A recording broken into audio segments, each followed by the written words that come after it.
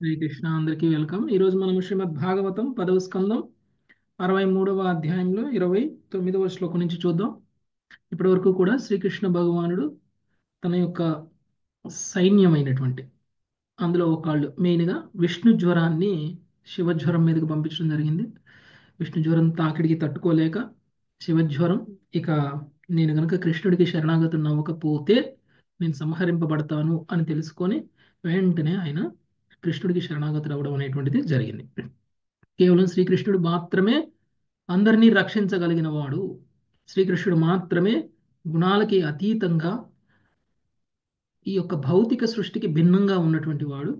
ఆయన మాత్రమే ఈ భౌతిక సృష్టిలో ఉన్నటువంటి వాళ్ళని రక్షించగలడు అనేటువంటి విషయాన్ని అర్థం చేసుకొని ఆయననే శరణాగతి పొందడం అనేటువంటిది జరిగింది. ఒక శుద్ధ భక్తుడులా మారిపోయాడు. ఎప్పుడైతే మనకి ఎంత గర్వం ఉన్నా, ఎంత ఆ, అధికంగా మనం అందరం కూడా భౌతికంగా కర్మలు చేసి పాపాలను పొంది ఉన్నప్పటికీ ఎప్పుడైతే మనం కృష్ణుడికి శరణాగతులం అయిపోతామో అప్పుడు కృష్ణుడు మన యొక్క పాపాలన్నింటినీ తీసేస్తారు. కృష్ణుడు అయితే అది నిజమైనటువంటి శరణాగతి అయి ఉండాలి. అప్పుడు తప్పకుండా కృష్ణుడు మన పాపాలన్నింటినీ కూడా తొలగించేస్తారు. సో అలానే ఇప్పుడు భక్తుల పట్ల అంత కరుణను చూపించేటువంటి శ్రీకృష్ణ భగవానుడు ఇప్పుడు ఆ, ఏదైతే శివజ్వరం మాట్లాడారో ఆ మాట్లాడినటువంటి దానికి సమాధానంగా ఈరోజు కృష్ణుడు మాట్లాడబోతున్నారు. 29వ శ్లోకం నుంచి కృష్ణుడు ఏం చెప్పారో చూద్దాం. సునీత మాతాజీ కంఠమనేని మాత సునీత కంఠమనేని మాతాజీ. శ్రీ భగవానువాచ श्रीभगवानुवाच త్రిశిరస్తే ప్రసన్నోస్మి వేతు తే మజ్వరాద్భయం विसरस्ते प्रसन्नोऽस्मि व्येतु ते मज्वराद्भयम् యూనో స్మరతి సంవాదం తస్య త్వన్న భవేద్భయం. यो नौ स्मरति संवादं तस्य त्वन्न भयेद्भयम् భావం భగవానుడు పలికెను, ఓ త్రిశిరుడా, నేను నీ ఎడ ప్రసన్నుడనైతిని. నా జ్వర భయము నీకు తొలగుగాక. మన సంవాదమును స్మరించువానికి నీ భయము కలగకుండుగాక. హాస్యము. భగవానుడు శివజ్వరమును తన భక్తునిగా అంగీకరించి భగవల్లీలలను శ్రద్ధతో వినివారన్న తీవ్రమైన జ్వరంతో ఎన్నడూను భయపెట్టరాని భయపెట్టరాదని తొలి ఆదేశమును ఇచ్చినాడు. అది ధన్యవాదాలు. ఓకే, త్రిశూరుడా అని అన్నారు. ఎవరిని ఉద్దేశించి అంటున్నారు త్రిశూరుడా అని? శివజ్వరం. ఎందుకు త్రిశూరుడా అన్నారు? 3 తలలు, 3 శిరములు ఆ, 3 శిరములు ఉన్నాయి కాబట్టి ఆయన్ని త్రిశూరుడా అనేటువంటి పదంతో మాట్లాడారు. సో ఎవరైతే భగవంతుడికి భక్తుడిగా మారిపోతారో, ఎవరైతే భగవంతుడి యొక్క లీలల పట్ల శ్రవణం చేయడానికి శ్రద్ధను చూపిస్తారో అలాంటి వాళ్ళ మీద విష్ణుజ్వర ప్రభావం అనేటువంటిది ఉండదు. ఓకే, విష్ణుజ్వర ప్రభావం అనేటువంటిది భగవంతుడి యొక్క లీలలని శ్రవణం చేయడానికి ఆసక్తి చూపించేటువంటి వాళ్ళ మీద విష్ణుజ్వర ప్రభావం అనేటువంటిది ఉండదు. ఓకే, అందుకని ఆయన ఏమన్నారు, ఇంకా నీకేం భయం లేదు, నేను నిన్ను నా భక్తుడిగా అంగీకరిస్తున్నాను, నీ మీద విష్ణు జ్వరం అనేటువంటిది ప్రభావం పనిచేయదు సో అనేటువంటి విషయాన్ని చెప్పారు. నెక్స్ట్ 30 ఉషశ్రీ మాతాజీ. ఇత్యుక్తోచ్యుతమానమ్య గతో మహేశ్వరో జ్వరః ఇత్యుక్తోచ్యుతమానమ్య గతో మహేశ్వరో జ్వరః బాణస్తు రథమారూఢః ప్రగాధ్యోత్స్యన్ జనార్దనం. బాణస్తు రథమారూఢః ప్రాగాద్యోత్స్యన్ జనార్దనం. రూపాద్ల వారి భావము. ఆ విధముగా సంబోధింపబడిన వాడై మాహేశ్వర జ్వరము అచ్యుతునికి వందనము కావించి వెడలిపోయెను. కానీ పిమ్మట బాణాసురుడు రథారూఢుడై శ్రీకృష్ణునితో యుద్ధం చేయుటకు వచ్చెను. ధన్యవాదాలు ప్రభుజీ. ఇంతకు ముందు ఆల్రెడీ కృష్ణుడి చేతిలో ఓడిపోయి కృష్ణుడిని ఎదిరించలేక తన తల్లిని అడ్డం పెట్టుకొని ఒక్క క్షణం కృష్ణుడు ముఖం ఇలా తిప్పుకునే లోపలనే ఇంట్లోకి పారిపోయినటువంటి బాణాసురుడు తనకు అర్థం కాలేదు. ఏదైతే శివజ్వరానికి అర్థమైందో అది బాణాసురుడికి అర్థం కాలేదు. శివుణ్ణి కూడా మోహం చేసేసాడు, శివజ్వరాన్ని కూడా ఓడించేసేశారు. అయినా ఆ శివుడి యొక్క అండదండలతోటి బాణాసురుడు శ్రీకృష్ణుణ్ణే ఓడించాలి అనేటువంటి ఉద్దేశంతో తిరిగి మళ్ళీ యుద్ధరంగంలోకి వచ్చాడు. ఓకే, కానీ శివజ్వరం ఏం చేశారు, ఎప్పుడైతే కృష్ణుడు అభయం ఇచ్చేశారో, విష్ణు జ్వరం యొక్క ప్రభావం నీ మీద ఉండదు అనేటువంటి విషయాన్ని ఎప్పుడైతే చెప్పేశారో, వెంటనే శివజ్వరం ఆయనకి నమస్కారం తెలియచేసి అక్కడి నుంచి వెళ్ళిపోయారు. ఓకే, సో అది సరి అయినటువంటి విధానం. సో మన స్థితిని మనం తెలుసుకోవడానికి చాలా సమయం పడుతుంది. అందుకని ఇప్పుడు బాణాసురుడు లాంటి వాళ్ళకి, గొప్ప గొప్ప తపస్సులు చేసి శివుడు లాంటి వాళ్ళని ప్రసన్నం చేసుకునేటువంటి వాళ్ళకి అంత సమయం పడితే, ఇక మనలాంటి వాళ్ళకి ఎన్ని జన్మలు పట్టాలి కదా. అందుకనే కృష్ణుడి యొక్క గొప్పతనాన్ని అర్థం చేసుకోవడానికి అంత సమయం పడుతుంది. ఇప్పుడు బాణాసురుడు అందుకని ఇంకా ఆయనకు అర్థం కాలేదు, మళ్ళీ తిరిగి వచ్చేసాడు. నెక్స్ట్ 31 లావణ్య మాతాజీ. తతో బహుసహస్రేణ నానాయుధధరోసురః తతో బహుసహస్రేణ నానాయుధధరోసురః ముమోచ పరమక్రుద్ధో బాణశాక్రాయుధే నృపాం మోచ పరమక్రుద్ధో బాణాంచక్రాయుధే నృప. రాజా తన 1000 చేతులతో వివిధ ఆయుధములను ధరించిన వాడే క్రుద్ధుడగు ఆ అసురుడు చక్రధారి యొక్క శ్రీకృష్ణునిపై బాణములను కురిపించెను. హరే కృష్ణ 1000 ప్రభుజీ. చేతులు ఉన్నాయి.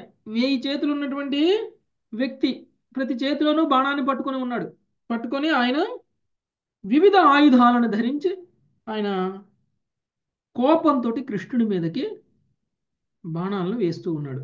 కానీ కృష్ణుడి దగ్గర ఏముంది? చక్రాయుధం.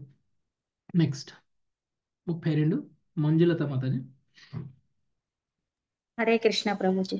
తస్యాస్యతోస్త్రాణ్యసక్రో చక్రేణ క్షురనేమినా తస్యాస్యతోస్త్రాణ్య సకృచ్చక్రేణ క్షురనేమినా చిచ్ఛేద భగవాన్ బాహూన్ శాఖా ఇవ వనస్పతే. ఇచ్చేద భగవాన్ బాహూన్ శాఖా ఇవ వనస్పతే.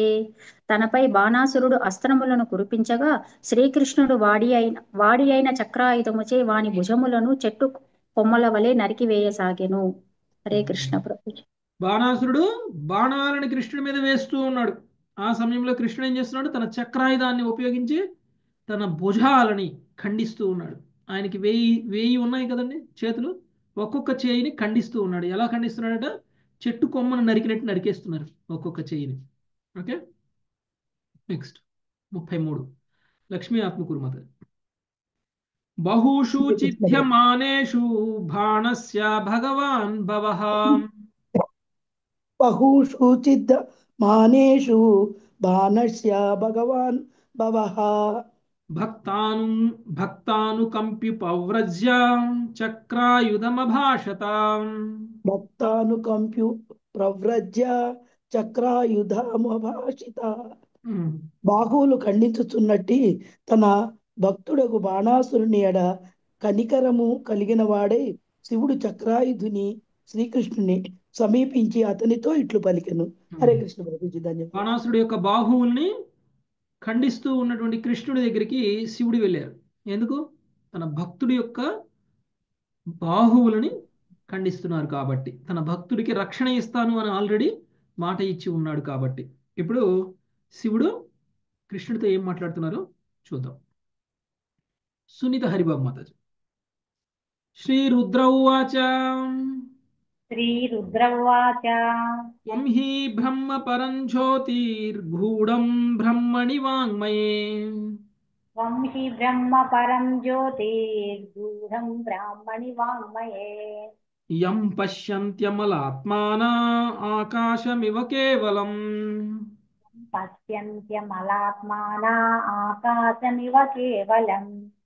శ్రీ రుద్రుడు పలికెను, నువ్వు ఒక్కడవే పరంజ్యోతివి. సప్త బ్రహ్మమున నిగూఢ రహస్యమునైనను పరతత్వమును నీవు ఆకాశముల వలె నిర్మలవుడు కనుకన అమలాత్ముల వలె నిన్ను గాంచగలరు. కృష్ణ కృపామూర్తి శ్రీల ప్రపాదికి భాష్యము.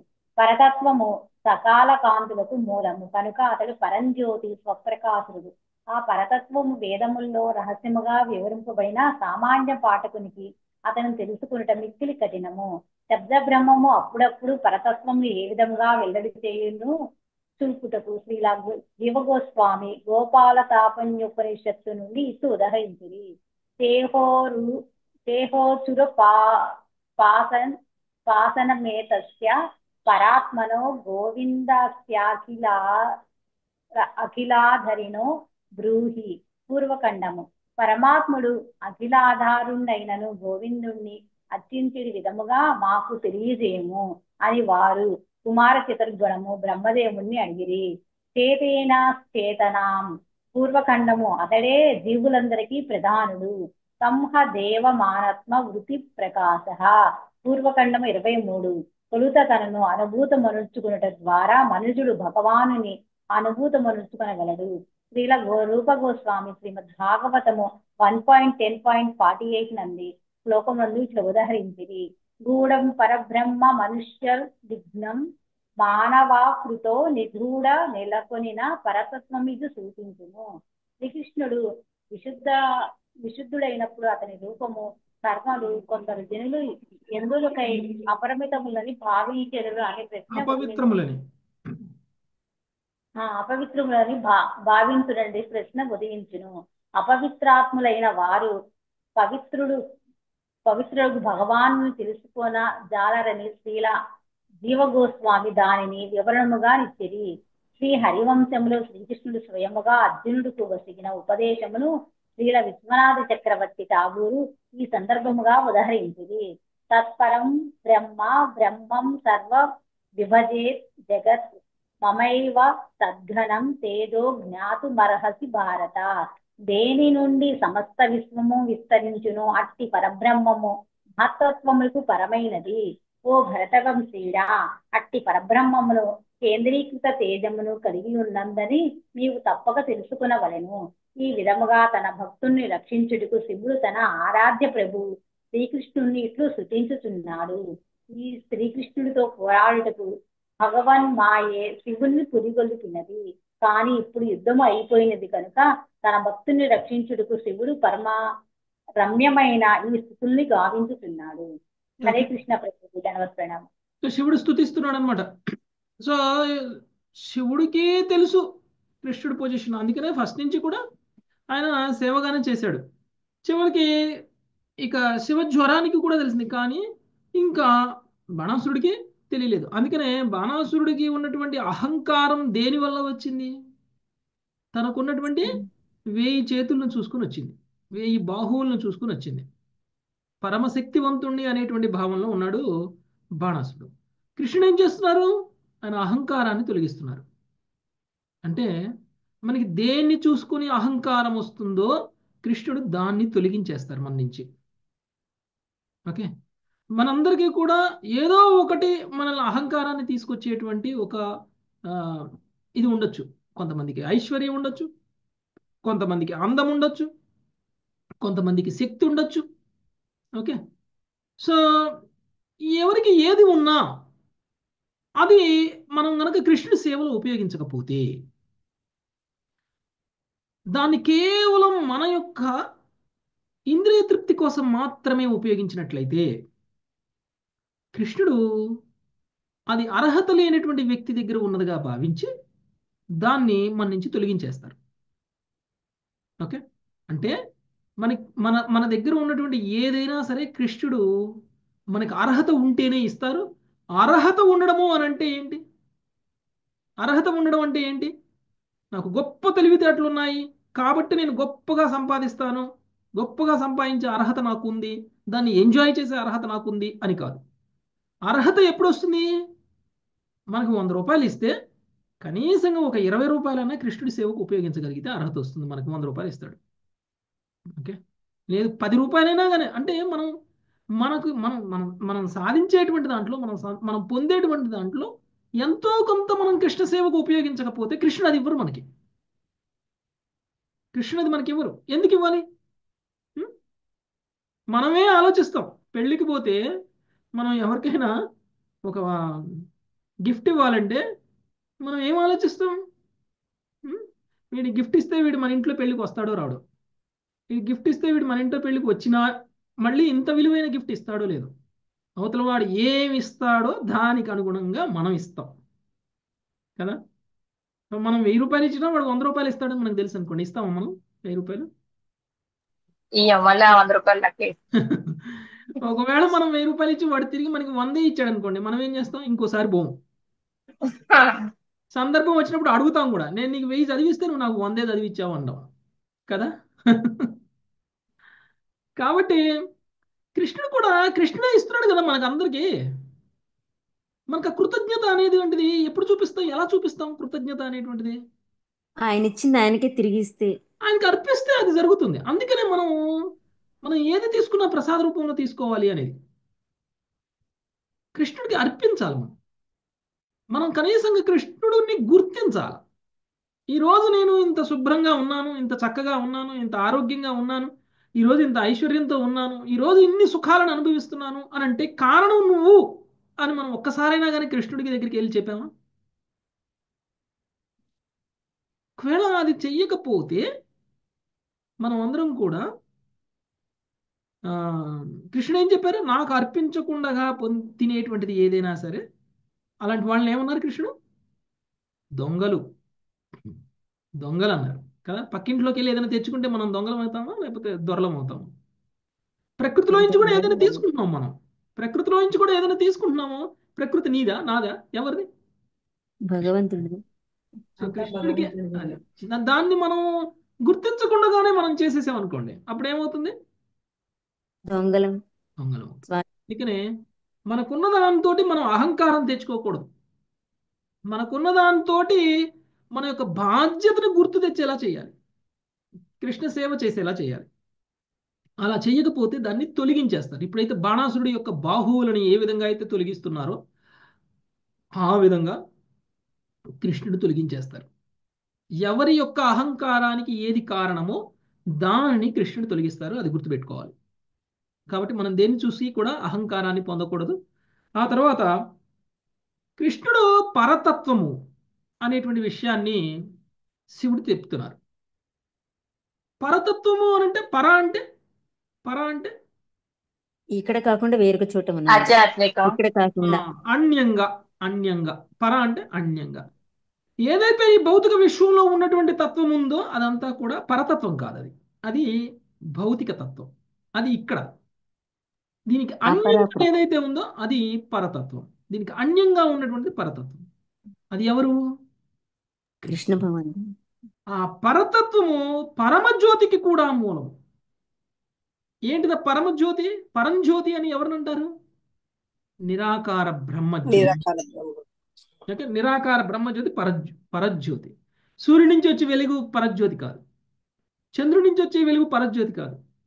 లేదా మన ఇంట్లో అగ్గిపుల్ల గీసి ఒక దీపం వెలిగిస్తే అది పరజ్యోతి అవదు, పరంజ్యోతి అవదు కదా. అంటే ఆ జ్యోతి ఏదైతే ఉందో ఆ జ్యోతి మిగిలిన అన్ని వెలుగులకి మూలమైనటువంటి జ్యోతి. అంటే సూర్యుడిలో ఉన్న వెలుగు, చంద్రుడిలో ఉన్న వెలుగు, అగ్నిలో ఉన్నటువంటి వెలుగైనా సరే మూలం ఏంటిది? భగవంతుని దేహకాంతి, నిరాకార బ్రహ్మజ్యోతి. అలాంటి నిరాకార బ్రహ్మజ్యోతికి కూడా మూలము శ్రీకృష్ణ భగవానుడు. మూల కారణం శ్రీకృష్ణ భగవానుడు. శబ్ద రూపంలో కూడా ప్రకటమవుతారు. ఎలా? నిరాకార బ్రహ్మం నుంచి వచ్చేటువంటి శబ్ద బ్రహ్మం ఏంటి? ఓంకారం. ఓకే. ఈవెన్ ఆ ఓంకారం కూడా అది కూడా కృష్ణుడే. ఓకే, కృష్ణుడే. ఇప్పుడు నా నోట్లో నుంచి మాట వస్తుంది, నా మాట నన్నే కదా ప్రాతినిధ్యం వహించేది కదా. ఎవరిని ప్రాతినిధ్యం వహిస్తుంది? నా మాట ఎవరి ప్రాతినిధ్యం వహిస్తుంది? ఇప్పుడు నేను వాట్సాప్లో ఒక మెసేజ్ పెట్టాను, ఎవరిని ఆ పెట్టిన మెసేజ్ ఎవరికి ప్రాతినిధ్యాన్ని వహిస్తుంది? అది మీకు. సో నేను చెప్పానే అంటారు, నేనే అని అంటారు. నా మాట నేను ఒకటే. అలానే ఆ యొక్క శబ్ద బ్రహ్మానికి కృష్ణుడికి తేడా లేదు. అలానే కృష్ణుడి యొక్క నిరాకార బ్రహ్మజ్యోతికి కృష్ణుడికి తేడా లేదు. ఎందుకు? నిరాకార బ్రహ్మజ్యోతి కూడా కృష్ణుడినే వహిస్తుంది, కృష్ణుడికే ప్రాతినిధ్యం వహిస్తుంది. ఓకే, కాబట్టి తేడా లేదు. ఈ సూక్ష్మమైనటువంటి తేడాను అర్థం చేసుకోకుండా నిరాకార బ్రహ్మజ్యోతే కృష్ణుడు అని కూడా అనకూడదు.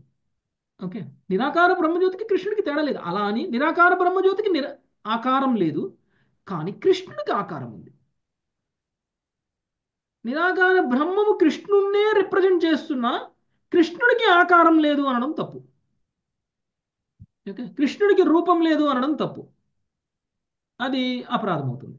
ఓకే, అలా కాకుండా అందుకనే మనము కృష్ణుడి యొక్క పొజిషన్ని తెలుసుకున్న తర్వాత మనం నిరాకార బ్రహ్మానికి ఆ, గౌరవించినా కానీ తప్పులేదు. నిరాకార బ్రహ్మమే అల్టిమేట్. ఈవెన్ కృష్ణుడు కూడా నిరాకార బ్రహ్మానికే, నిరాకార బ్రహ్మం నుంచే వస్తున్నాడు అనేటువంటి భావనలో నిరాకార బ్రహ్మం మీద కనుక మన జ్ఞానాన్ని పెంచుకున్నాం అనుకోండి, అప్పుడు ఏమవుతుంది?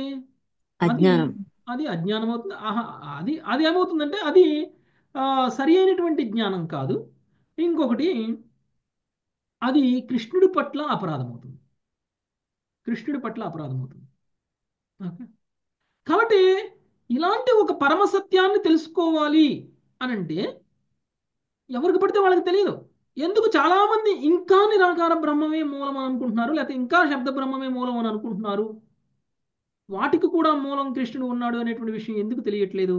ఎందుకు తెలియట్లేదు అని అంటే ఇంకా వాళ్ళలో ప్యూరిటీ పెరగలేదు. ఓకే, అమలాత్ములే నిన్ను గాంచగలరు అనేటువంటి విషయాన్ని శివుడు చెప్తున్నారు. అమలాత్ములు అంటే ఎవరు? భాగవతం చదివిన వాళ్ళు, అమలాత్ములు అంటే అమలాత్ములు అమలపురాణం అంటే చదివిన వాళ్ళు. మలినం లేనటువంటి వాళ్ళు, అంటే కంటామినేషన్ లేనటువంటి వాళ్ళు, ప్యూర్ అంటే పవిత్రంగా ఉన్నటువంటి వాళ్ళు, పవిత్రమైనటువంటి వాళ్ళు, భౌతిక కల్మషాలు లేనటువంటి వాళ్ళు, శుద్ధ భక్తులు. ఓకే, శుద్ధ భక్తులకు మాత్రమే నువ్వు కనిపిస్తావు, నువ్వు అర్థమవుతావు, లేకపోతే అర్థం కావు. కృష్ణుడు మరి హస్తినాపురంలో ఉన్నప్పుడు కృష్ణుణ్ణి ఎవరు గుర్తించారు? అందరూ గుర్తించారా? భక్తులైన వారు గుర్తించారు. విదురుడు వాళ్ళే గుర్తించారు కదా. భక్తుడు. కృష్ణుణ్ణి హస్తినాపురంలో చూసినటువంటి ప్రతి ఒక్కళ్ళు ఒకే సభలో 100 మంది కూర్చొని ఉన్నారు, కానీ అందరూ కృష్ణుని భగవంతుడితో సమానంగా చూసారా? భగవంతుడు అని చూసారా? కేవలం కొంతమందే. ఓకే, అందులో ఎవరు? అర్జునుడు, విదురుడు, పాండవులు, లేకపోతే భీష్ముడు, ఇలాంటి వాళ్ళే చూశారు కృష్ణుడి భగవంతులా. ద్రోణాచార్యుడు కూడా చూశారు కృష్ణుడి భగవంతులా. కానీ మిగిలిన వాళ్ళందరూ చూసారా? దుర్యోధనుడు, లేకపోతే ధృతరాష్ట్రుడు, లేకపోతే కర్ణుడు, దుశ్శాసనుడు, మిగతా కౌరవులు, వీళ్ళందరూ కృష్ణుడు భగవంతులా చూసారా? చూడలేదు ప్రభు. కనిపిస్తున్నది అందరికీ ఒకటే, అందరికీ కృష్ణుడే కనిపిస్తున్నాడు. మరి ఒకళ్ళు ఒకలాగా, ఇంకొకళ్ళు ఇంకొకలాగా ఎందుకు అర్థం చేసుకుంటున్నారు కృష్ణుడిని? వాళ్ళ గుణప్రభావం మాయ చేత కప్పబడ్డారు. అది వాళ్ళ ప్రాబ్లం. అదే అది అది వాళ్ళ గుణప్రభావం. ప్రాబ్లం. అంటే ఎవరు కృష్ణుడిని తప్పుగా అర్థం చేసుకున్నా అది కృష్ణుడి ప్రాబ్లం కాదు, అది తప్పుగా అర్థం చేసుకున్న వ్యక్తి ప్రాబ్లం కదా. అవును కర్ణుడికి ప్రభు. అర్థం కాదు, అర్జునుడికి అర్థమవుతుంది. కర్ణుడు మంచిగా యుద్ధం చేయగలిగినట్టు విలువిద్య తెలిసినటువంటి యోధుడే. అర్జునుడు కూడా సమానమైనటువంటి శక్తి సామర్థ్యాలు ఉన్నటువంటి వ్యక్తి. కానీ భక్తి భావంలో తేడా ఉంది ఇద్దరికి. అందుకనే కృష్ణుడిని అర్జునుడు చూసిన విధంగా కర్ణుడు చూడలేదు. అందుకనే అర్జునుడికి సపోర్ట్గా కృష్ణుడు ఉన్నారు, కానీ కర్ణుడికి సపోర్ట్గా కృష్ణుడు ఉండలేదు. ఓకే, భీష్ముడికి శక్తి సామర్థ్యాలు ఏం తక్కువ లేవు, కానీ భీష్ముడు అభక్తులకి సపోర్ట్ చేశాడు, భక్తులకి సపోర్ట్ చేయలేదు. కాబట్టి భీష్ముడికి ఎంత శక్తి ఉన్నా భక్తుడి చేతిలో ఓడిపోయాడు. భీష్ముడికి ఎంత శక్తి ఉన్నా భక్తుడి చేతిలో ఓడిపోయారు. ఎందుకు? భక్తులకి రక్షణ ఎవరిస్తారు? కృష్ణుడి స్వయంగా ఇస్తారు కాబట్టి. కృష్ణుడి స్వయంగా ఇస్తారు కాబట్టి. ఓకే, కాబట్టి ఆ పరతత్వాన్ని అర్థం చేసుకోవడము అనేటువంటిది మన స్థాయిని బట్టి ఉంటుంది. మనం ఏ లెవెల్లో ఉన్నాము అనే దాన్ని బట్టి అర్థమవుతుంది మనకి. ఓకే, ఎవరైనా అర్థం చేసుకోలేదు కృష్ణుడిని అని అంటే కారణం మన అజ్ఞానం, మనలో శరణాగతి భావం తక్కువ, మనలో భక్తి తక్కువ. అందుకనే కృష్ణుడు ఏ యథామాం ప్రపద్యంతే తాం తదైవ భజామ్యహం. అంటే నువ్వు ఏ స్థాయిలో నన్ను పూజిస్తావో ఆ స్థాయిలో నేను నీకు స్పందిస్తాను అని అన్నారు. ఓకే, ఏ స్థాయిలో నువ్వు శరణాగతులు అవుతావో ఆ స్థాయిలో మనకి కృష్ణుడు రివీల్ అవుతారు. కృష్ణుడు మనకు అర్థం కాలేదు అంటే కారణం మన శరణాగతిలో లోపం ఉంది అంతే తప్ప, లేకపోతే కృష్ణుడు అందరికీ అర్థమైనట్టు, భక్తులందరికీ అర్థమైనట్టు మనకు కూడా అర్థమవుతారు. మన స్థాయి కూడా ఆ భక్తుల స్థాయి వరకు వచ్చినప్పుడు, లేకపోతే రాదు. కృష్ణుడు చూపించు అని ఎవరైనా అంటే చూపించు అనగానే కనబడడానికి అంత ఈజీయా? గొప్ప గొప్ప యోగులు వేల సంవత్సరాలు తపస్సు చేస్తే కృష్ణుడు కాలుగోరును కూడా చూడలేకపోతున్నారు. అలాంటిది వీళ్ళేం చూస్తారు? నువ్వు ముందు కృష్ణుడిని నమ్మాలి, కృష్ణుడి మీద శ్రద్ధ ఉండాలి.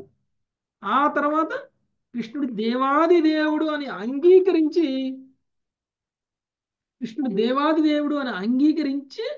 నువ్వు భగవద్గీత భాగవతం చదవాలి.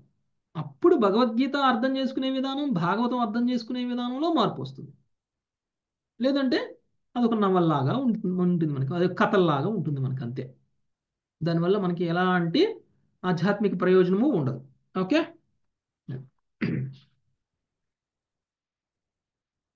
నెక్స్ట్ 35 లతా మాతాజీ. నాభీర్న భోగీర్నుర్ముఖమంభుమురేతో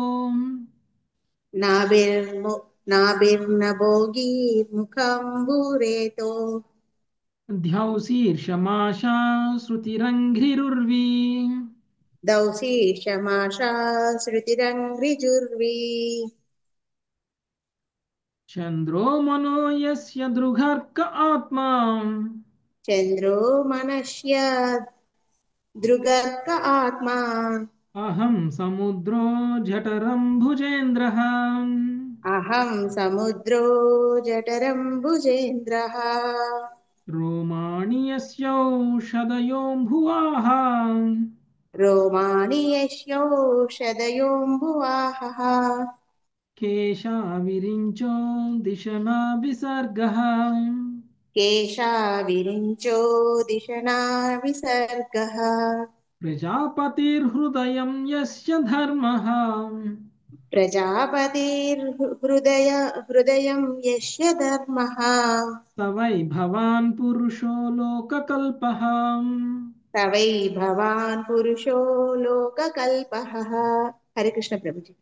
ఆకాశము నీ నాభి, అగ్ని నీ ముఖము, జలము నీ రేతస్సు, స్వర్గము నీ శిరము, దిక్కులు నీ శ్రవణేంద్రియములు, ఓషధులు నీ రోమములు, జలపూర్ణ మేఘములు నీ శిరోజములు, ధరణి నీ పాదము, చంద్రుడు నీ మనస్సు, సూర్యుడు నీ నేత్రము కాగా నేను నీ అహంకారము, సముద్రము నీ ఉదరము, ఇంద్రుడు నీ భుజము, బ్రహ్మదేవుడు నీ మేధస్సు, ప్రజాపతి నీ జననాంగము, ధర్మము నీ హృదయము, నిజంగా నీవు లోక సృష్టి కర్తవగు ఆది పురుషుడవు.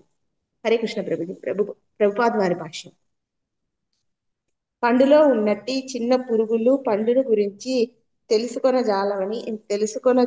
జాలని విధముగా ఏ పరతత్వము నందైతే మనము నెలకొని ఉన్నామో అతనిని సూక్ష్మాతి సూక్ష్మ జీవులమైన మనము జాలమని శ్రీల శ్రీధర స్వామి వివరించిరి. భగవానుని విరాట్ రూపమును తెలుసుకొనుటయే మిక్కిలి కఠినమన్నచో ఇక శ్రీకృష్ణుడి దివ్య రూపమును గురించి వేరుగా చెప్పనదేమున్నది. కనుక పూర్ణ కృష్ణ భక్తి భావంతో మనము శ్రీకృష్ణుని తప్పక శరణు జొచ్చవలెను. అప్పుడు స్వయంగా భగవానుడే తనను తెలుసుకొనుటకు మనకు తోడ్పడగలడు. Hare Krishna Prabhuji. Thank you Prabhuji. Okay, so ఇందాక మనం చెప్పుకుంది, నువ్వు కృష్ణుడికి శరణు జోచవలెను, అప్పుడే స్వయంగా భగవానుడే తనను తెలుసుకున్నట్టుకు మనకు తోడ్పడతారు. ఇందాక చెప్పుకుంది అదే కదా. మన శరణాగతి లేకుండా కృష్ణుడు మనకు అర్థం కాదు. ముందు మనం శరణాగతిలో అవ్వాలి, అప్పుడు కృష్ణుడు మనకి అర్థమవుతారు. ఇక్కడ శివుడు కృష్ణుని వర్ణిస్తున్నారు. ఎలా వర్ణిస్తున్నారు? కృష్ణుడి యొక్క విశ్వరూప వర్ణన మనం విన్నామా ఇంతకుముందు? భగవద్గీత 11వ అధ్యాయంలో, భాగవతంలో కూడా విన్నాం మనం. ఓకే, భాగవతంలో 3వ స్కందంలో విన్నాం, 2వ స్కందంలోనే విన్నాం విశ్వరూప వర్ణన. Yes, okay. ఆ విశ్వరూప వర్ణన చెప్పినప్పుడు ఇవన్నీ వస్తాయి మనకి, ఇవన్నీ. ఓకే, యాక్చువల్గా ఈ భౌతిక విశ్వంలో ఉన్నటువంటి నదులన్నీ కూడా భగవంతుడి యొక్క నాడులు. ఓకే, సో పర్వతాలన్నీ కూడా భగవంతుడి యొక్క ఎముకలు కదా. తర్వాత ఇంకా చూడండి, ఇక్కడ ఆకాశము నీ నాభి, అగ్ని నీ ముఖము, జలము నీ రేతస్సు, స్వర్గము నీ శిరము, దిక్కులు నీ శ్రవణేంద్రియములు, ఔషధులు నీ రోమములు, జలపూర్ణ మేఘములు నీ శిరోజములు, ధరణి నీ పాదము, చంద్రుడు నీ మనస్సు, సూర్యుడు నీ నేత్రము కాగా నేను నీ అహంకారము. అంటే శివుడు చెప్తున్నారు. సముద్రము నీ ఉదరము, ఇంద్రుడు నీ భుజము, బ్రహ్మదేవుడు నీ మేధస్సు, ప్రజాపతి నీ జననాంగము, ధర్మము నీ హృదయము. నిజముగా నీవు లోక సృష్టికర్తవకు ఆది పురుషుడవు. ఓకే, దీన్ని బట్టి మనకు అర్థమవుతుంది ఎందుకు మనం ఈ విశ్వరూపాన్ని మామూలుగా చూస్తే విశ్వరూపం మామూలుగా అద్భుతంగా ఉంటుంది కదా. అద్భుతమైనటువంటి విశ్వరూపాన్ని చూసి మనం అందరం కూడా ఆశ్చర్యపోతాం. అందుకనే మనము ఇంతకుముందు చిన్నప్పుడు టీవీలో మహాభారతం సీరియల్ వస్తుంటే ఈరోజు విశ్వరూపం చూపిస్తారు కృష్ణుడు, రేపు విశ్వరూపం చూపిస్తారేమో, ఎల్లుండి విశ్వరూపం చూపిస్తారు అంటే భగవద్గీత చెప్పడం మొదలుపెట్టారు. సో ఇక ఎప్పుడెప్పుడు విశ్వరూపం చూపిస్తారా, ఎప్పుడెప్పుడు విశ్వరూపం చూపిస్తారా, ఎప్పుడెప్పుడు విశ్వరూపం చూద్దామా అనేటువంటి భావనలో ఉండేవాళ్ళం. కానీ అర్జునుడు కూడా అడిగాడు, నాకు విశ్వరూపం చూపించు అని అన్నాడు. కానీ విశ్వరూపం చూపించినప్పుడు స్టార్టింగ్లో అర్జునుడు ఆశ్చర్యపోయాడు. ఓకే, కృష్ణుడి యొక్క అద్భుతమైనటువంటి రూపాన్ని చూసినటువంటి ఎవరైనా సరే ఆశ్చర్యపోకుండా ఉండరు. కానీ అర్జునుడు ప్రసన్నుడయ్యాడా విశ్వరూపాన్ని చూసి? భయపడ్డాడు. చివరికి అర్జునుడు ఏమన్నాడు? అర్జునుడు నాకు నీ విశ్వరూపం వద్దు, నాకు ఇలాంటి చోట్ల నాకు అసలు ఇష్టం లేదు, నేను చూస్తుంటే నాకు అలజడి వస్తుంది, నా హృదయం కంపిస్తుంది, నాకు మనసు ప్రశాంతంగా లేదు, తిరిగి నేను ఇంతకు ముందు అర్జునుడిలా ఉండాలి అంటే ఏం చేయాలి? నువ్వు విశ్వరూపాన్ని ఉపసంహరించి ద్విభుజ రూపంలోకి వచ్చి తిరిగి నాకు నీలమేఘ శ్యామసుందరుడి రూపాన్ని చూపించు నాకు అని అన్నారా అర్జునుడు? 11వ అధ్యాయంలో వస్తుంది కదా. అలా అన్నప్పుడు కృష్ణుడు ఉపసంహరించుకొని ద్విభుజ రూపాన్ని చూపించారు. అప్పుడు ఏమన్నాడు చూసిన తర్వాత అర్జునుడు? చాలా ప్రశాంతం, ఇప్పుడు నాకు ప్రశాంతం ఉంది, ఇప్పుడు నాకు అలజడిపోయింది అని అన్నారు.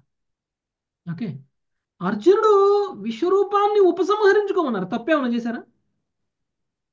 గొప్ప ఐశ్వర్యయుతంగా భగవంతుడు తనను తాను చూపించుకుంటుంటే నాకొద్దు నీ ఐశ్వర్యయుతమైనటువంటి రూపము అని అన్నాడు.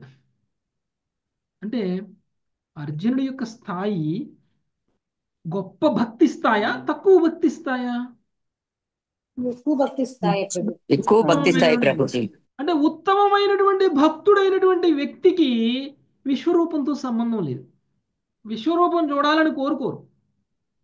ప్రాథమిక దశలో ఉన్నటువంటి భక్తులకి విశ్వరూపం మీద అర్చన, విశ్వరూప ధ్యానం, విశ్వరూప అర్చన అనేటువంటిది అవసరం. భౌతిక స్థాయిలో ఉన్నటువంటి వ్యక్తులు భగవంతుడి యొక్క విశ్వరూపానికి అర్చన చేస్తారు, విశ్వరూపాన్ని ధ్యానం చేయాలి. అలా చేయడం వల్ల ఎందుకు అలా చేయడం వల్ల లాభం కలుగుతుంది మనకి? ఎందుకు అలా చేయడం వల్ల లాభం కలుగుతుందంటే భగవంతుడి మీద కొంత శ్రద్ధ అనేటువంటిది వస్తుంది, నమ్మకం వస్తుంది భగవంతుడి మీద. ఇది అద్భుతమైనటువంటి రూపము, భగవంతుడు అద్భుతము అనేటువంటి ముందు భగవంతుడిని యాక్సెప్ట్ చేస్తారు, భగవంతుణ్ణి నాస్తికత్వం నుంచి బయటపడతారు, భగవంతుడు సర్వశక్తిమంతుడు అనేటువంటి విషయాన్ని అంగీకరిస్తారు. తర్వాత ఈ సృష్టిలో తను తప్ప వేరే ఏమీ లేదు, మనం అందరం తనలోనే ఉన్నాం, మనం తింటే తను తిన్నట్టే, మనం వాసన చూస్తే తను వాసన చూసినట్టే, మనం కళ్ళతోటి ఏదైనా ఆనందాన్ని పొందాలి అని కోరుకుంటే తను ఆనందాన్ని పొందినట్టే, మనం చెవులతోటి ఏదైనా మనకు మంచి గానాన్ని వినాలి అని అనుకుంటే అది కూడా భగవంతుడు విన్నట్లే. ఎందుకు? మనందరం ఆయనలో భాగము అనేటువంటి విషయం విశ్వరూపం చూసినప్పుడు అర్థమవుతుంది. అప్పుడు ఏం చేస్తాం? మనం నియమితంగా పనిచేస్తాం, అన్కంట్రోల్డ్గా కాదు, చాలా కంట్రోల్డ్గా. ఏం తినాలి అనేటువంటి దాని మీద ఒక కాన్షియస్గా మనం ప్రవర్తిస్తాం. ఇంతకుముందు మనకి ఏ మాంసాహారం తింటే రుచి అనిపిస్తుందో ఆ మాంసాహారాన్ని తినడానికంటే ముందు కృష్ణుడి యొక్క విశ్వరూపం గుర్తొచ్చింది అనుకోండి, కృష్ణుడి నోట్లో పెడుతున్నాను నేను అనే ఫీల్ అవుతాం. ఎందుకంటే కృష్ణుడిలో భాగమే మనం అందరం.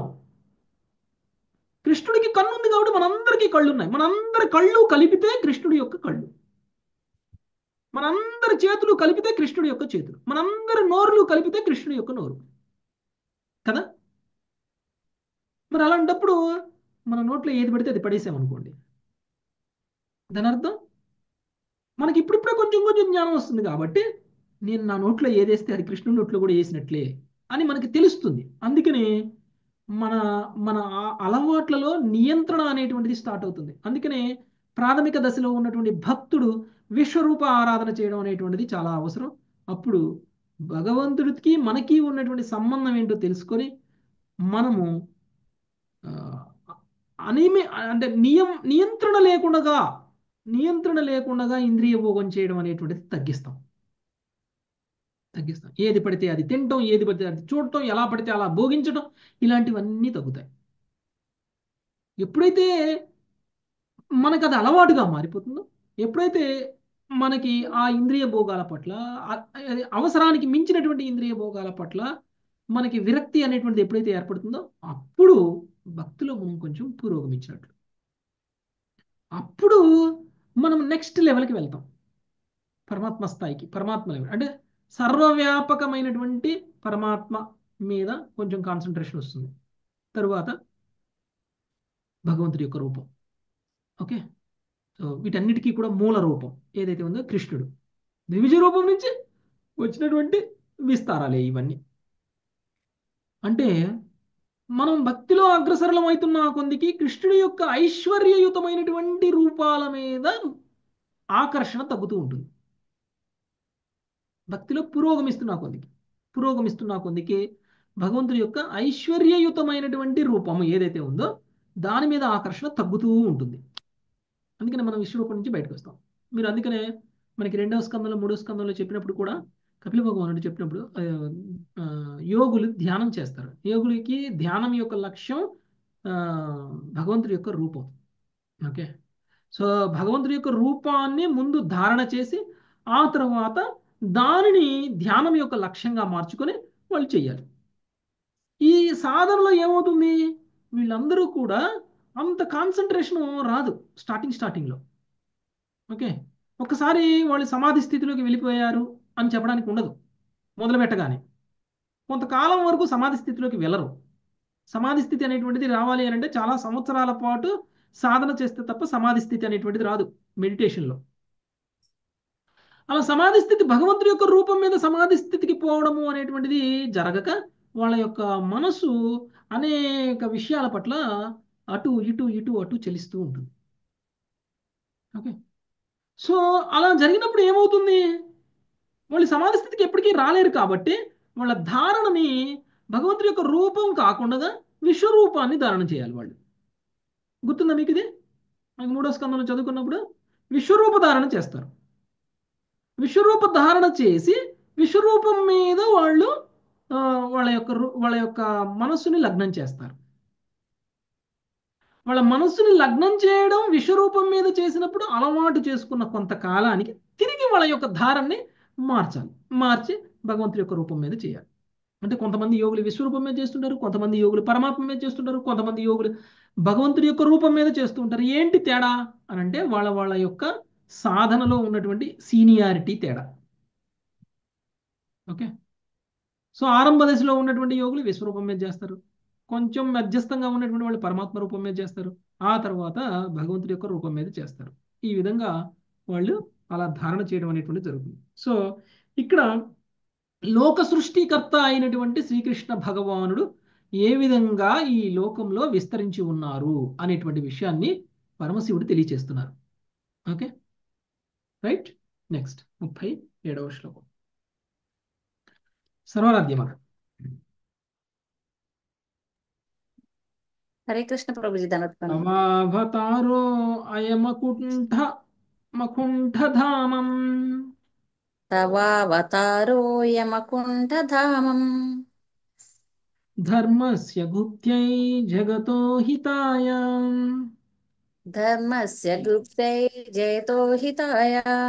వయం చ సర్వే భవతానుభావితా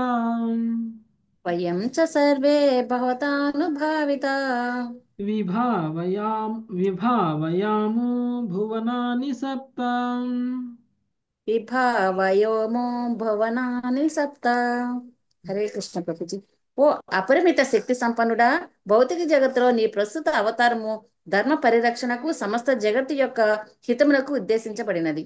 నీ అనుగ్రహము అధికారముపై ఆధారపడియే దేవతలమగు మేము సప్తలోకములను ఉత్పన్నం కావింతుము.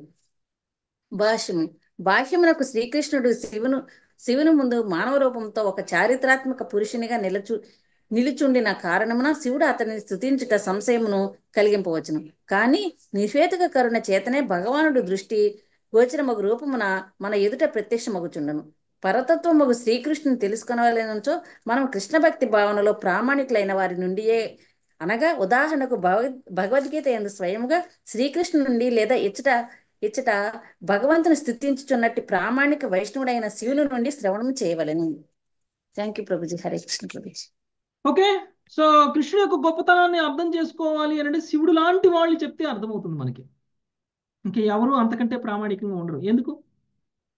వైష్ణవుడు, శుద్ధ వైష్ణవుడు, శుద్ధ వైష్ణవుడు కాబట్టి. ఓకే, ఇక్కడ శివుడు ఏం చెప్తున్నారు? శివుడు భౌతిక జగత్తులోని యొక్క ప్రస్తుత అవతారం ఏదైతే ఉందో అది కేవలం ధర్మ పరిరక్షణకి, సమస్త జగత్తు యొక్క హితము కొరకు ఉద్దేశించబడింది.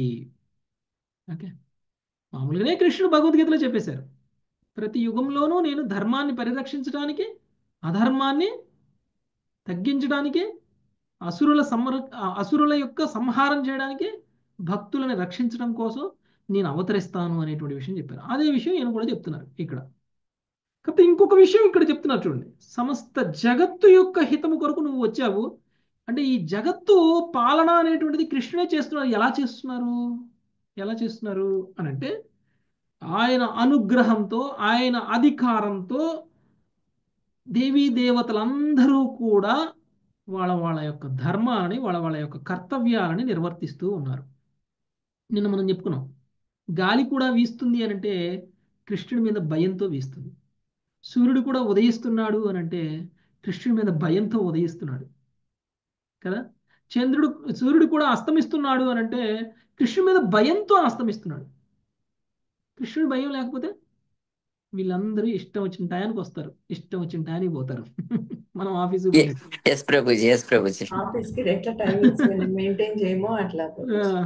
ప్రభుజీ మాలాంటి వాళ్ళం భయంతో, ప్రభుజీ వాళ్ళంతా భక్తితో చేశారేమో. భక్తి భయం అని ఒకటే, అది కృష్ణుడి మీద ఉన్నప్పుడు. ఓకే, అంటే ఇక్కడ శివుడు ఏం చెప్తున్నాడు చూడండి, నాతో సహా దేవీ దేవతలందరి మీద నీ అధికారం ఉంది అని చెప్తున్నారు కదా. నీ అధికారం ఉంది అని చెప్తున్నారు. సో దేవతలమైనటువంటి మేము సప్తలోకములను ఉత్పన్నము కావింతుము, నీ మీద ఆధారపడి, నీ అధికారం మీద ఆధారపడి. నువ్వు ఎలా చెప్తే అలా, నువ్వు వద్దంటే వద్దు, నువ్వు కావాలంటే కావాలి. ఓకే, నువ్వు ఎస్ అంటే ఎస్, నో అంటే నో. కృష్ణుడి యొక్క సర్వాధిపత్యాన్ని శివుడు ఇక్కడ అంగీకరిస్తున్నాడు. ఓకే, శివుడు తన నోటితో తానే, తన మాటలలోనే కృష్ణుడి యొక్క సర్వాధిపత్యాన్ని అంగీకరిస్తూ ఉన్నారు. ఓకే, అది నెక్స్ట్ 38వ శ్లోకం, నాగలక్ష్మి మాత. హరే కృష్ణ ప్రభు. త్వమేక ఆద్య పురుషో ద్వితీయ, త్వమేకాజ్య పురుషో ద్వితీయ, సూర్య స్వదృగ్దేతురహేతురీశః, సూర్యః స్వదృగ్దేతురహేతురీశః, ప్రతీయసేధాపి యథా వికారం, ప్రతీయసేదాపి యదా వికారం, స్వమాయయా సర్వగుణ ప్రసిద్ధ్యై, స్వమాయయా సర్వగుణ ప్రసిద్ధ్యై. నీవు ఆది పురుషుడవు, అద్వితీయుడవు, సూర్యుడవు, స్వయముగా ప్రకటమగు వాడవు, కారణరహితుడవు. నీవు సర్వకారణుడవు, చర్మ నియామకుడవు. అయినను నీవు నీ మాయచే కలిగినట్టు వికారములలో గోచరింతువు. సర్వ భౌతిక గుణములు పూర్తిగా ప్రకటమగుట కొరకే నీవు అట్టి వికారమును స్వీకరించువు. భాష్యము. ఆచార్యులు ఈ శ్లోకమును ఈ విధంగా వ్యాఖ్యానించుడు. శ్రీకృష్ణుడు స్వయంగా 3 పురుషులలో ప్రథముడు, జగత్తును సృజించిన వాడు పైన మహావిష్ణువుగా విస్తరించినని అద్యహ పురుష ఆది పురుషుడు అను పదమును సూచించినవి శ్రీరసవేదర స్వామి వివరించింది. భగవానునికి సమానుడు గాని భిన్నుడు గాని లేనందున అతడు ఏక అద్వితీయ అంటే అద్వితీయుడైన వాడు. భగవంతునికి ఎవడును సమానుడు కాడు. అయినను జీవులందరూ భగవంతుని సత్యాంశలు కనుక ఎవడును అతనికి గుణరీత్యా భిన్నుడు కావు. పరతత్వము జీవులు గుణరీత్యా ఏకమైనను పరిమాణ రీత్యా భిన్నులని పలుకుచు శ్రీ చైతన్యులు ఈ ఆచింత్యమగు పరిస్థితిని చక్కగా వివరించరు. పరతత్వము అనంతముగా ఆధ్యాత్మిక చేతనమును కలిగి ఉండగా జీవులు యాయాచ్ఛాదితమయ్యే సూక్ష్మాతి సూక్ష్మ చేతనమును కలిగి ఉంది. శ్రీల జీవ గోస్వామి అజ్జహ పురుష పదమును వ్యాఖ్యానించుచు విష్ణోస్తు త్రీణి రూపాణి అని సాత్వతంత్రమును నుండి దృష్టాంతము చెప్పిరి. అనగా జగత్తు యొక్క సృష్టియాదుల కొరకు 3 విష్ణు రూపములు ఉన్నవి. శృతి నుండి శ్రీల జీవ గోస్వామి పూర్వమేవాహ నిహాసం ఆరంభమునందు జగత్తులో నేనొక్కడినే ఉంటిని అను భగవద్వాక్యము గురించి ఉదహరించింది. ఇది పురుషావతారం అనే భగవద్ రూపమును వివరించగలదు. పురుషావతారము జగత్తు యొక్క సృష్టికి పూర్వమే నెలకొని ఉండును.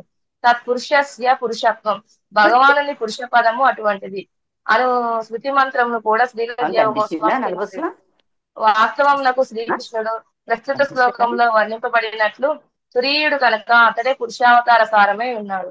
శ్రీమద్ భాగవత శ్లోకమునకు 11.15.16 శ్రీధర స్వామి వ్యాఖ్యానమును ఉదహరించుచు జీవగోస్వామి తురీయుడని పదమును ఇట్లు వివరించింది. విరాట్ హిరణ్య గర్భస్య కారణం చేర్చుపాదయ ఈశస్య యతృగీర్హేణం తురీయం తద్విదుర్బుధాః. భగవానుని విరాట్ రూపము, హిరణ్య గర్భ రూపము, ప్రకృతి రూపము సాపేక్ష ఉపాధులు మాత్రమే. కానీ అతడు స్వయంగా ఈ మూడింటిచే ఆచ్ఛాదితుడు కాడు కనుక బుధజనులు అతన్ని తురీయుడు అని పిలుతురు. తురీయ అను పదము భగవానుడు చతుర్వ్యూహంలో 4వ వాడని సూచించినట్లు శ్రీల విశ్వనాథ చక్రవర్తి ఠాగూర్లు పలికిరి. అనగా శ్రీకృష్ణుడు వాసుదేవుడు. శ్రీకృష్ణుడు స్వదృక్ అనగా కేవలం అతడొక్కడే తనను చక్కగా గాంచగలడు. ఏలయనగా అతడు అనంత ఆధ్యాత్మిక తత్వస్వరూపుడు, అపరిమిత విశుద్ధ స్వరూపుడు. అతడే సర్వమునకు కారణమైనను తాను మాత్రం కారణరహితుడు కనుక అతడు ఈశ అంటే పరమ నియామకుడు అయి ఉన్నాడు. ఈ శ్లోకం యొక్క చివరి 2 పాదములు విశేషమగు తాత్విక ప్రాధాన్యమును కలిగి ఉన్నది. భగవానుడు ఏకమే అయ్యున్నను విభిన్న వ్యక్తులకు భిన్నముగా ఎందులకై గోచరించును దానికి పాక్షికమైన వివరణం ఇచ్చట వసగబడినది. భగవానుని బాహ్యశక్తి అయిన మాయ ద్వారా ప్రకృతి నిరంతర పరివర్తనము పొందినదే ఉన్నది. అనగా ఒక భావంలో ప్రకృతి అసత్తు అంటే నిజమైనది కాదు. కానీ భగవానుడు పరమ సత్య స్వరూపుడు అయినందునను అతడు అన్నింటి యందును ఉన్నందునను సమస్తము అతని శక్తి స్వరూపం అయినందునను భౌతిక వస్తువులు శక్తి సముదాయం కొంతవరకు సత్యత్వమును కలిగి ఉన్నది. అందువలన కొందరు ప్రకృతి యొక్క ఒక రూపమును గాంచి ఇది సత్యము అని తలచగా మరి కొందరు ప్రకృతి యొక్క వేరొక రూపమును గాంచి ఇది కాదు అది అసత్యము అని తలచవచ్చును. బద్ధజీవులమైన మనము ప్రకృతి యొక్క విభిన్న రూపములచే కప్పబడిన వారమే పరతత్వమును లేదా భగవాన్ని మన కలుషిత దృష్టితో వివరించడము. అయినను ప్రకృతి ఆచారిక గుణములైన బుద్ధి మనసు ఇంద్రియములు భగవచ్ఛక్తి అయినందున సత్యములు. అందువలన ప్రతిదాని ద్వారా మనం ఎంతో కొంత భగవానునే గాంచుచున్నాము. అందుకే ఈ శ్లోకము ప్రతీయసే నీవు గాంచబడుదువు అని పలికినది. అంతేగాక ప్రకృతి ఆచారిక గుణములు ప్రకటము కానిచో ప్రకృతి తన ప్రయోజనమును నెరవేర్చలేదు. భగవద్రహితంగా భోగించినట్లు బద్ధజీవులు తమ సత్యానుసారం ప్రయత్నించినట్లు కావించి చివరకు వారు తమ భ్రాంతిపూర్వకమైన భావన నిరర్ధకమని తెలుసుకునేటట్లు చేయటే ఆ ప్రయోజనం. Hare Krishna Prabhuji. Thank you. Okay, so భగవంతుడిని శివుడు కీర్తిస్తూ కృష్ణుడు ఆది పురుషుడు అంటే యాక్చువల్ మనందరం ఆది పురుషులం కాదు. ఎందుకంటే మనందరి పుట్టుకకి ఒక కారణం ఉంది. మనందరము ఎవరోనో ఒకళ్ళ తల్లిదండ్రులుగా తీసుకొని మనం అందరం కూడా పుడుతున్నాం, మళ్ళీ మరణిస్తున్నాం, మనం ఇంకొకళ్ళ తల్లిదండ్రులుగా తీసుకొని మళ్ళీ మనం ఈ భౌతిక జగత్తులోకి వస్తాం. కానీ మరి కృష్ణుడు కూడా అలానే వచ్చాడా అని అంటే కృష్ణుడు అలా కాదు. కృష్ణుడు ఆది పురుషుడు అంటే సృష్టి మొత్తం లేనప్పుడు కూడా ఆయన ఉన్నాడు. సృష్టి మొత్తం కూడా ఆయన నుంచే వచ్చింది. ఓకే, ఈ విశ్వరూపం కూడా ఆయన నుంచే వచ్చింది, ఈ గర్భోదక రూపం కూడా ఆయన నుంచే వచ్చింది, తర్వాత ఈ భౌతిక ప్రకృతి కూడా ఆయన నుంచే వచ్చేసింది. అంటే ఈ యొక్క మహతత్వం కూడా ఆయన నుంచే వచ్చింది. మరి అలాంటప్పుడు ఆయన ఎవరి నుంచి రాలేదు కాబట్టి ఆయనకి ఒక కారణం లేదు. కానీ సమస్త జగత్తుకి కూడా కారకుడు ఎవరు? కృష్ణుడు. కృష్ణుడికి కారణం లేదు, కానీ కృష్ణుడే సమస్త జగత్తుకి కారణము. ఇలాంటి ఈ సమస్త జగత్తు ఎలా తయారు చేశారు కృష్ణుడు? మాయతో తయారు చేశారు కృష్ణుడు. పూర్తిగా మాయతో తయారు చేశారు. కానీ కృష్ణుడు ఈ భౌతిక జగత్తులోకి మాయతో తయారు చేయబడినటువంటి ఈ భౌతిక జగత్తులోకి వచ్చినప్పుడు ఈ మాయ భౌతిక జగత్తుకి పరంగా ఉన్నటువంటి కృష్ణుడు ఈ మాయ భౌతిక జగత్తులోకి వచ్చినప్పుడు మనందరికీ కూడా మాయ ప్రభావంలో ఆయన కూడా ఉన్నారు అనేటువంటి భావన మనకు కలుగజేస్తారు. ఓకే, అంటే మనలాగానే ఉన్నారు అని అనుకుంటారు. అందుకనే కృష్ణ ఏమంటారు, నన్ను ఒక సాధారణమైనటువంటి వ్యక్తిగా భావించినటువంటి వాళ్ళు మూర్ఖులు. కొంతమంది మూర్ఖులు నన్ను సామాన్యమైనటువంటి వ్యక్తి అని అనుకుంటారు అని అన్నారు. భగవద్గీతలోనే అన్నారు కృష్ణుడు, కొంతమంది మూర్ఖులు నన్ను సాధారణమైనటువంటి వ్యక్తిగా భావిస్తారు. ఎందుకు? అందరితో సమానంగానే ఉన్నాను, 2 కాళ్ళు 2 ముక్కులు 2 చెవులు 2 కళ్ళు పెట్టుకొని నేను కూడా మీలాగానే ఉన్నాను. మీరు ఎలా మాట్లాడుతున్నారు నేను అలానే మాట్లాడుతున్నాను, మీరు ఎలా నడుస్తున్నారు నేను అలానే నడుస్తున్నాను, మీరు ఏం పనులు చేస్తున్నారు నేను అదే పనులు చేస్తున్నాను.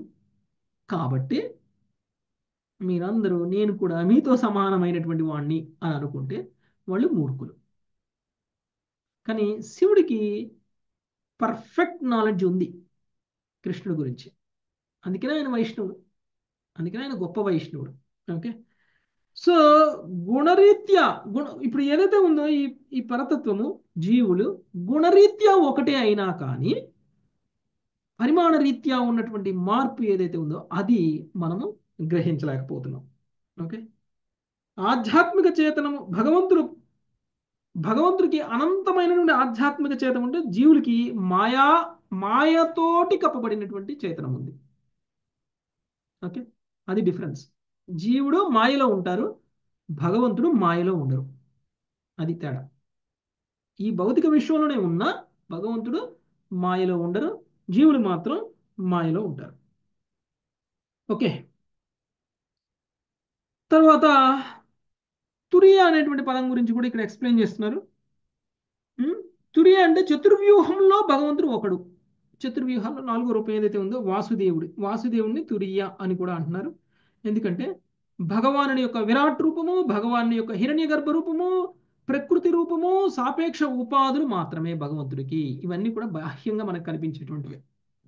ఓకే, ఈ ప్రకృతి అనేటువంటిది ఏదైతే ఉందో అది భగవంతుడితో సృష్టింపబడింది, మాయతో సృష్టింపబడింది. ఇందులో మార్పులు అనేటువంటివి వస్తూ ఉంటాయి. కాబట్టి ఇది అంటే ఈరోజు చూసినట్టు రేపు ఉండదు, రేపు చూసినట్లు ఎల్లుండి ఉండదు, మారుతూ ఉంటుంది. ఈ ప్రకృతిలో ఏదైనా సరే మారుతూ ఉంటుంది. అలా మార్పుని పొందుతున్నటువంటి ఈ ప్రకృతిని చూసి మిథ్య అని అనుకోవచ్చు. అంటే శాశ్వతంగా ఉండదు, అశాశ్వతము అని అనుకోవడం. ఇంకొకటి, ఈ మార్పు అనేటువంటిది కూడా భగవంతుడు సృష్టించినటువంటిదే, భగవంతుడిలో భాగమే. ప్రకృతి నిరంతర పరివర్తనం అయితే ఉంటుంది. కానీ వీటన్నిటికీ కూడా భగవానుడు కారణము అనేటువంటి విషయాన్ని తెలుసుకున్నప్పుడు భగవానుడు కంట్రోల్లోనే ఇది జరుగుతుంది. కాబట్టి ఇది ఓకే, ఇది భగవంతుడు ఇలా ఏర్పాటు చేశారు ఈ ప్రకృతిని. అంత మాత్రాన ప్రకృతి ఏమి అసత్యం కాదు, ప్రకృతి ఏమి మిథ్య కాదు, ప్రకృతి కూడా సత్యమే అని ఇంకొంతమంది భావిస్తారు. నిజానికి ప్రకృతి సత్యం, మార్పులకు లోనవుతుంది, కానీ ప్రకృతి సత్యం. ఇది కూడా శాశ్వతం. ఓకే, ఇది కూడా శాశ్వతం, ఇది కూడా సత్యం, మిథ్య కాదు. అయితే ఎందుకు సృష్టించారు ఇలా ఈ ప్రకృతిని, ఇలా మార్పులకు లోనయ్యే విధంగా అని అంటే, మనం అందరం కూడా ఈ ప్రకృతి గుణాలతోటి ఆచ్ఛాదితులమై ఉండడం వలన మనందరినీ ఇలాంటి ఒక ప్రకృతిలో ఉంచేసి మనల్ని మనము ఉద్ధరింపబడడం కోసం ఉపయోగించేటువంటి ఒక సాధనం లాగా ఈ ప్రకృతిని తయారు చేశారు. ఓకే, సో బద్ధజీవులు ఈ యొక్క ప్రకృతిలో భోగిస్తూ చివరికి ఈ భోగించడము అనేటువంటి దాని వలన ఎలాంటి ప్రయోజనము లేదు అని తెలుసుకొని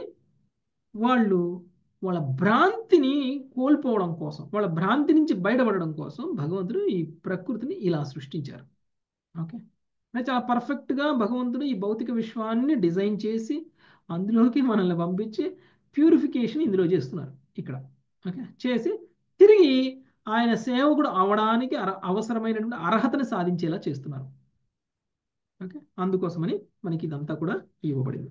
ఓకే, ఇక్కడ ఆపుదాం మాతాజీ. సో శివుడి యొక్క స్తుతి కంటిన్యూ చేద్దాం రేపు. ఇంకొక 3-4 శ్లోకాలు ఉన్నాయి. Okay, thank you. Hare Krishna. Prabhuji Hare Krishna Prabhuji. ఇక్కడ సింధుభ్యైవ చ పతితానాం పావనేభ్యో వైష్ణవేభ్యో నమో నమః. హరే కృష్ణ హరే కృష్ణ కృష్ణ కృష్ణ హరే హరే హరే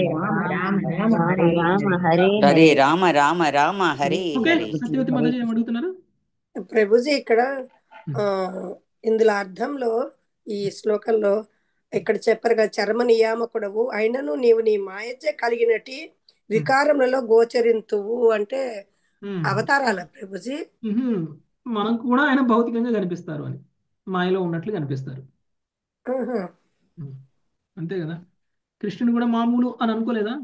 శకుని అనుకున్నాడు కదా, దుర్యోధనుడు అనుకున్నాడు కదా, అనుకొని హేళన చేస్తారు. అలా అన్నమాట. అంటే కృష్ణుడి మాయలోనే కృష్ణుడు ఉన్నట్లు మనకు కనిపిస్తారు, కానీ నిజానికి ఆయన మాయలో ఉన్నారు. ఓకే,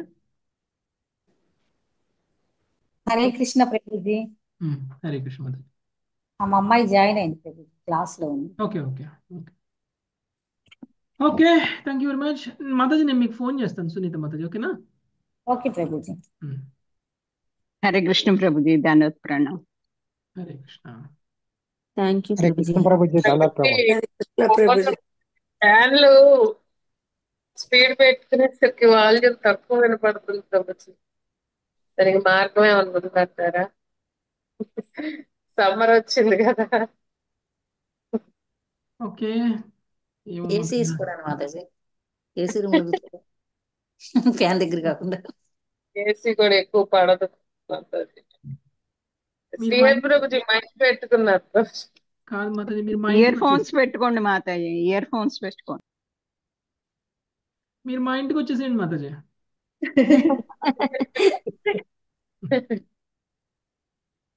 డైరెక్ట్ వినొచ్చు. ఫ్యాన్ అడ్డం రాదు నా మాటకి మీకు మధ్యలో. Okay okay, thank you very much. Hare Krishna అందరికి. సో మళ్ళీ మనము రేపు కలుసుకుందాం మాతాజీ. హరే కృష్ణ. సోమవారం ప్రభుజీ, సండే అంటే మనకి అదే నెక్స్ట్ క్లాస్. ఓకే, హ్యాంగ్ అయిపోయింది నాది ఇది ల్యాప్టాప్. హరే కృష్ణ ప్రభుజీ, ధన్యవాద ప్రణాం. హరే కృష్ణ మాతాజీ. హరే కృష్ణ ప్రభుజీ. హరే కృష్ణ ప్రభు, దండ ప్రణాం ప్రభుజీ. హరే కృష్ణ ప్రభుజీ, దండవత్ ప్రణాం. హరే కృష్ణ ప్రభుజీ, దండవత్ హరే కృష్ణ ప్రభుజీ. హరే కృష్ణ. హరే కృష్ణ ప్రభుజీ. హరే కృష్ణ మాతాజీ. అండి మాతాజీ, నేను బిందు అండి, లక్ష్మీ వాళ్ళ అమ్మాయి. పొద్దున దీక్ష తీసుకునేటప్పుడు